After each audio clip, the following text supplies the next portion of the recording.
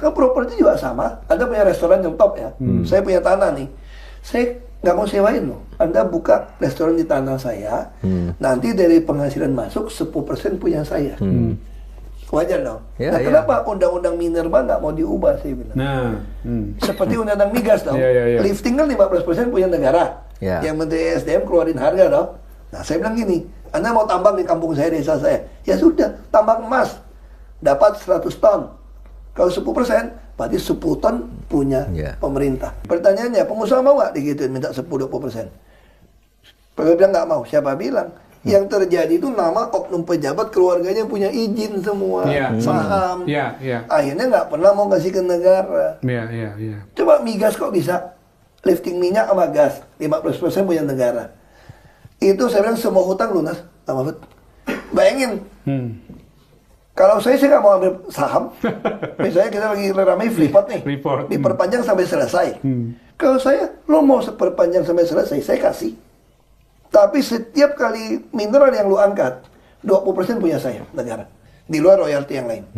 Kalau Anda bilang nggak mau, saya tenderin. Siapa yang mau? Pasti banyak yang Terus mau. kalau semua di kaki bilang nggak mau Pasti ya, yang mau. pada bilang nggak mau ya. Iya. Itu saatnya panggil BUMN kita. Ya. BUMN, lu buktiin, lu masih untung kasih negara 20%. Iya. Ini BUMN kita juga nggak beda sama swasta, Pak. Ya Sama. gimana cari duit? Mudah suntik duit juga. Iya. Makanya kita miskin. Coba kalau dengan cara ini ya Pak, ya. Saya jamin hutang selesai. Iya kan? Semua orang, misalnya Pak Mahfud presidennya, aku berani usul ini Pak, Bapak umumin sama orang.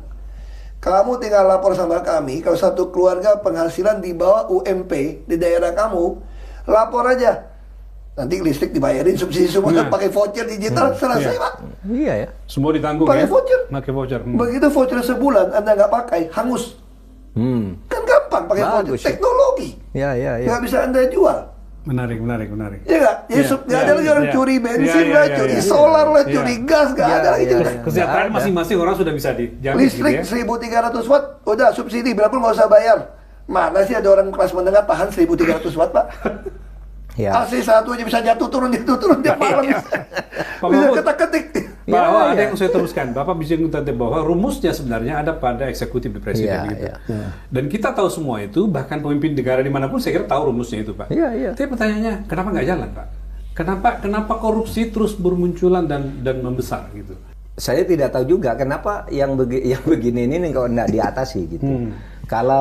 Kalau di dalam spekulasi publik ini kan karena terjadi saling sandra Saling sandra, teorinya itu ya.